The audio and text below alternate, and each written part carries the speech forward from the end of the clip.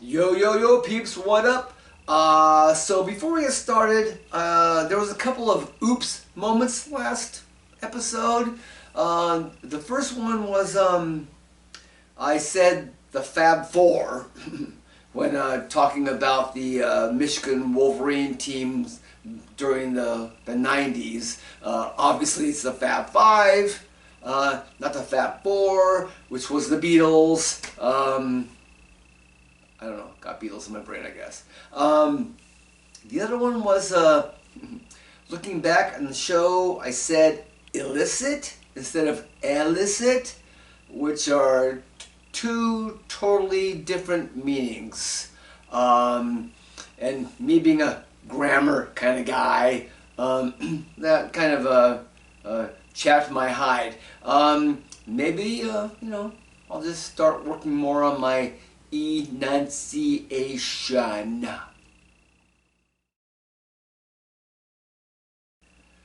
Alright, this past week, two awesome things happened in racing. The first one was the Kentucky Derby. Came down to a 3-horse photo finish.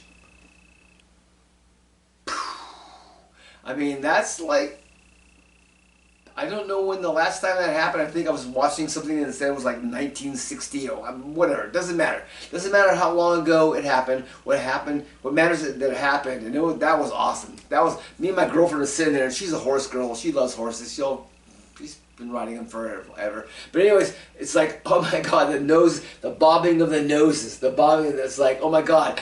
All it comes down to is a certain stride of a horse. If he's striding, his head's going this way, it's going this way. It's like, that was freaking awesome. That was awesome. Kind of weird that the horse that was favored in the race, Fierceness, I believe it was called. He was called.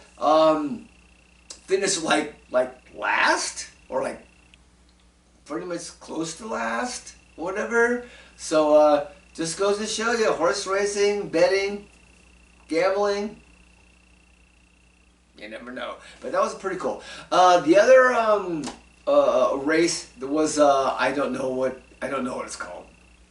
My bad.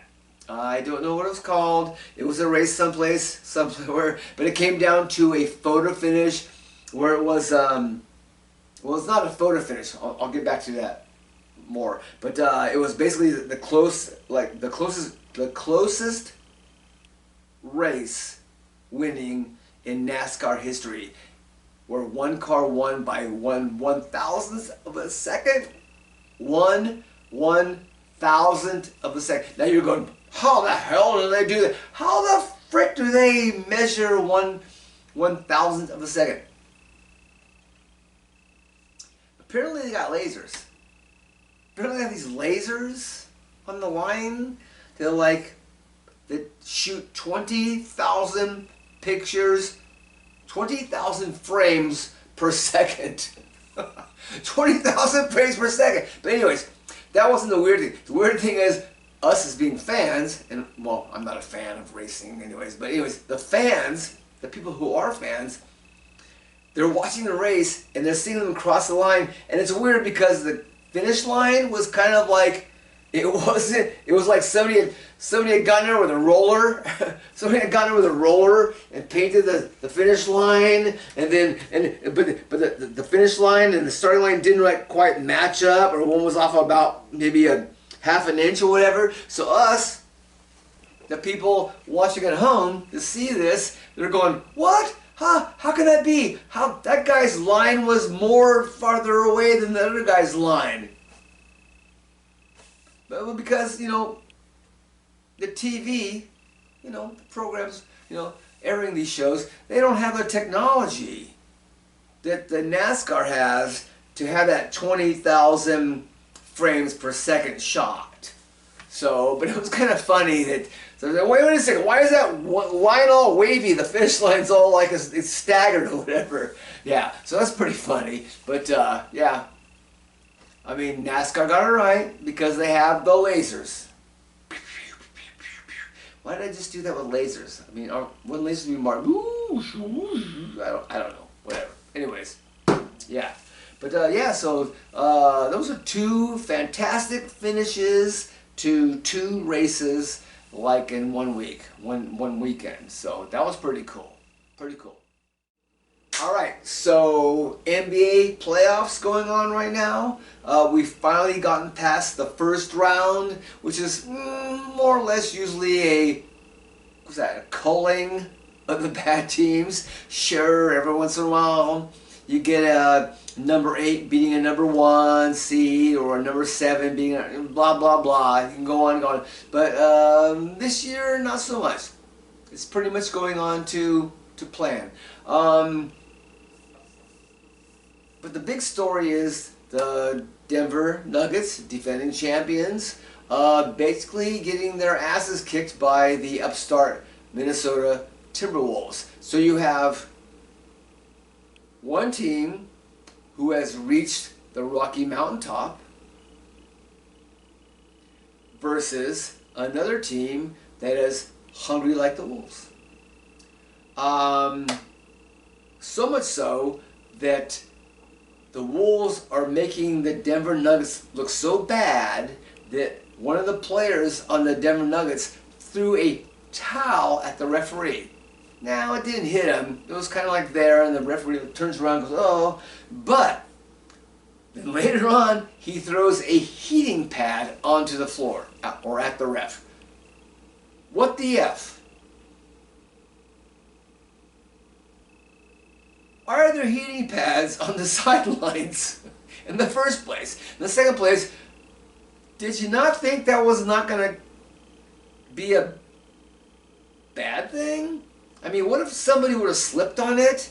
I mean, because that one guy from the, what was it, Karl Anthony Towns, he was like right there. He was like 2 inches from slipping on that heating pad. What goes down? He goes down and bam, he's career over, maybe. I don't know. Fracture leg, whatever. I don't know, whatever. Bad stuff. Bad juju.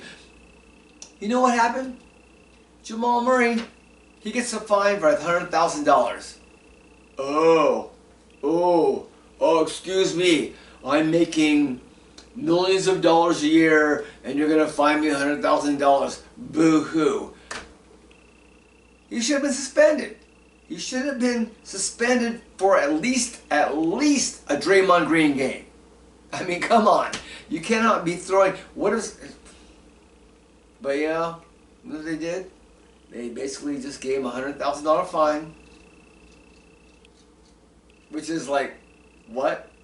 I mean, Rudy Gobert got a $100,000 fine for doing the money sign. The money sign. So, but you throw a heating pad on the floor of a basketball game while people are playing, where someone can slip on it and basically get seriously hurt, and you get the same fine? I don't know.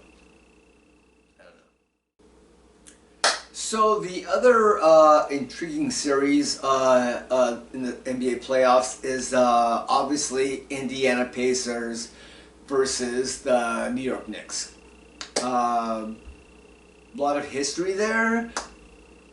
Everybody knows, goes back to the 90s with that Reggie Miller thing going on and stuff like that. So that's kind of interesting matchup. Obviously, the Game 1 kicked ball situation still resonates. I was watching that game, and it's kind of funny because on the TV, the angle that you saw, it looked like a kicked ball from sitting watching on TV. But the referee who called the call, he was right there. How the F can you be right there and not see that it was not a kicked ball? But hey, whatever. That's basketball. That's sports. Sometimes shit happens and it goes your way. Sometimes shit happens and it doesn't. So, you know, I was told by somebody a long time ago that, you know what? In the end, it all evens out and the better team wins. We'll see. Just as a sideline, man, there sure is a lot of arguing about fouls from players. I'm thinking, man, if I was a referee, I'd be teeing you up every second. You argue with me? You gonna argue with me? technical. You're gonna be, no, don't. I would go out to those guys and tell them before the game starts. I'm going out to the guys. I'm going. If you argue with me, I'm gonna tee you up, and I don't give a frick about what the call is. I may be right. I may be wrong. But do not argue with me because how many technical? What's the record on that? That's probably why I wouldn't get hired as a referee in place, because they'd be going, dude, you can't do that. You can't be freaking teeing up people for arguing, because everybody argues. But you know what? Might shut it down. Might shut it down. Might just shut your freaking mouth. Just saying. Alright, so in related NBA news,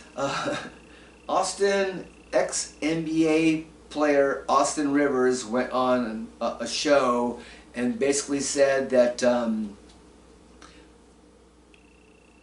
basketball players were the best athletes in the world.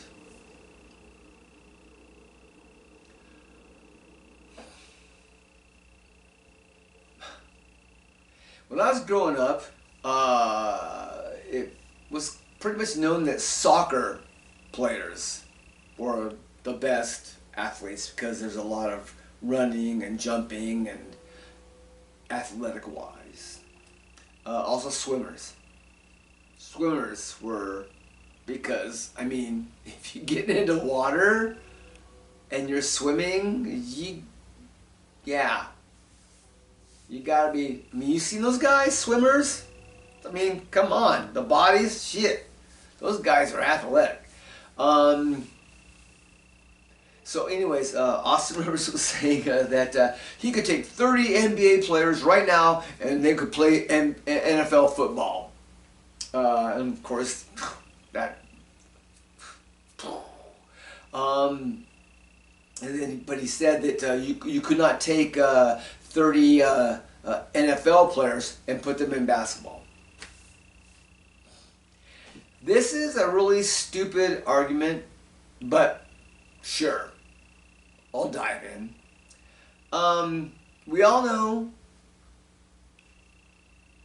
high school that we grew up, you had that guy or those guys that played football, basketball, and baseball, and they were good at all of them, right? We knew that. But nowadays, it seems like you get to a point in high school where you go, I'm going to focus on one sport. We all know that all sports have different disciplines to them, okay? You can't focus on being a football player and then all of a sudden become like, oh, I'm going to go play baseball or I'm going to go play basketball, whatever. Sure, there have been players that have done both sports. You got Deion Sanders playing baseball.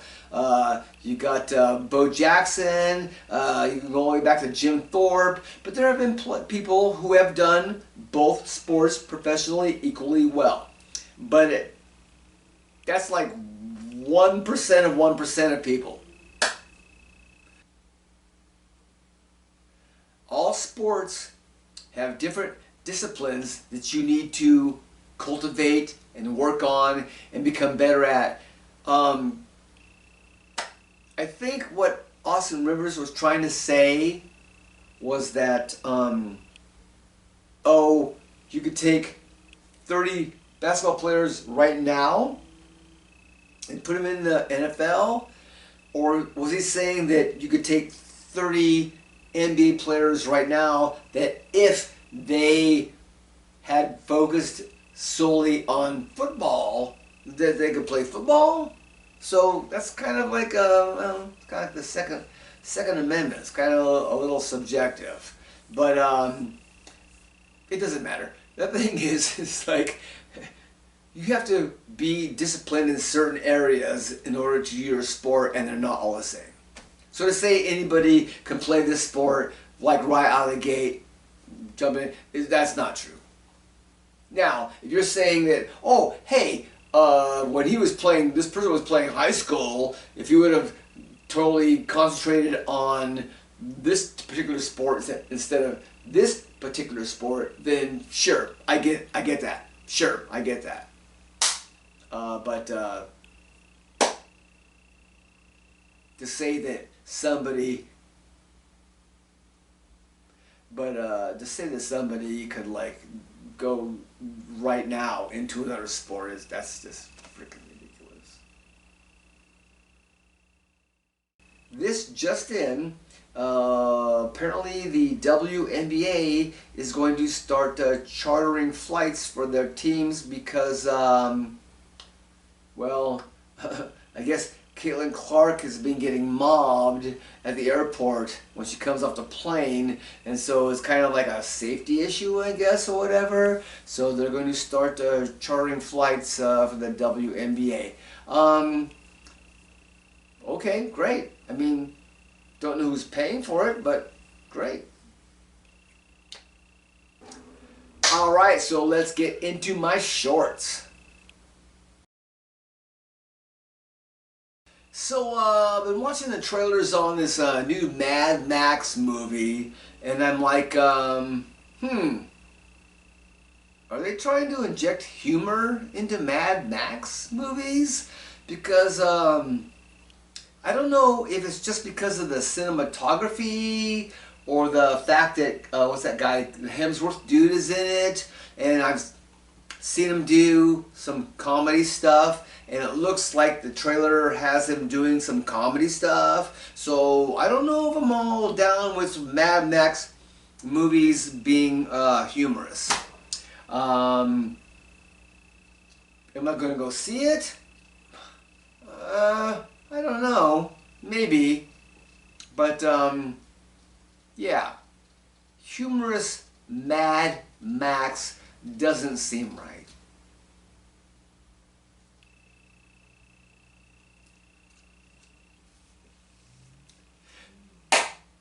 So I'm watching,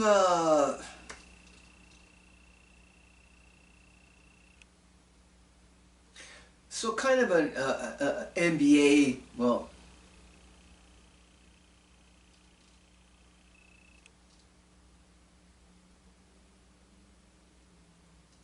oh, I forgot about this. This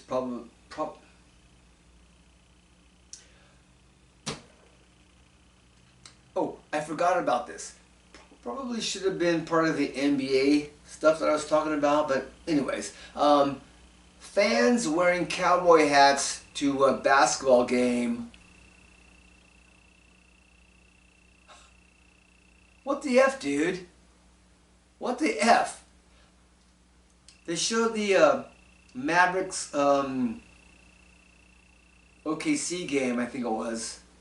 I forgot what it was. But anyways, it doesn't matter. And there's 3 guys sitting in like the front row, and they're wearing these massive freaking cowboy hats. And there's people behind them, and there's one lady behind them, and she's got to be like 5 foot tall, maybe. And she's like, she has to stand up and watch the game the whole freaking time because those assholes in the front row got their cowboy hats on. What the hell? What the frick is going on when you have to go to a basketball game and wear a cowboy hat? What an asshole. What assholes. And they didn't care. They're just looking, they're sitting there looking with their suits on like they're all, we're cowboy. You know what? That's bullshit. Bullshit. Do not go to a game and wear a big old... Now, I get it. Football, that's a little different because... But still.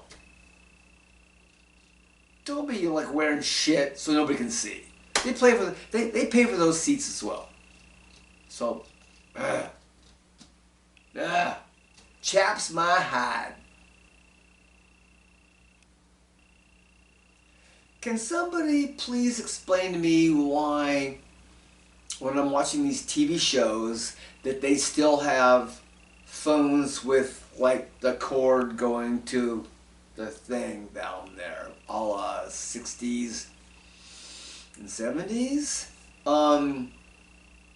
I mean, I get why you wouldn't. I understand why you want to have a landline still if you're in an important position where you can't rely on cell phone service, and it's like, you know, calling the White House. Or what was that? People talking about back in the '60s, the hotline to the Kremlin or whatever.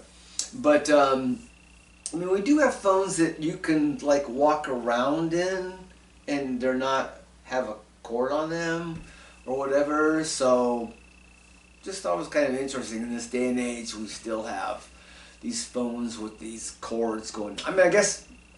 I mean, maybe that's it. Maybe the thing is the you know, you can't even rely on cordless phones in your house.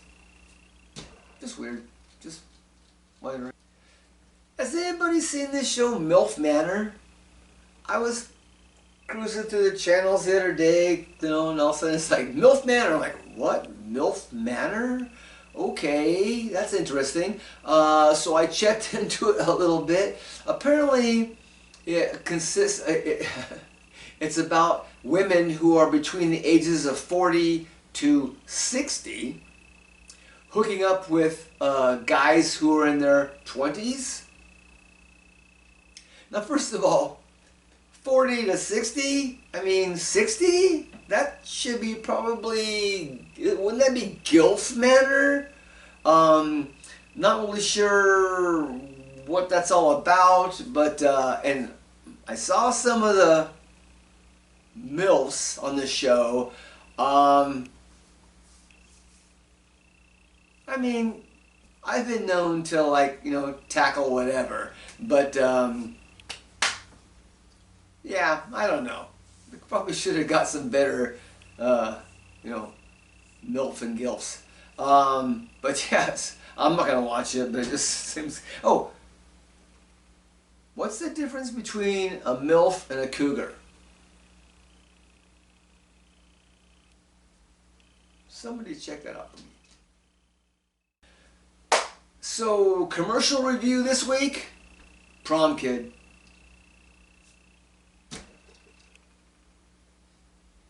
So the commercial is this kid is going to pick up his prom date, and he walks in and the dad's standing there and he says, oh, here it is, my pride and joy. And so they're looking up the staircase, and you know, the kid's expecting his prom date to walk down the staircase, you know, a la whatever, a la all those movies.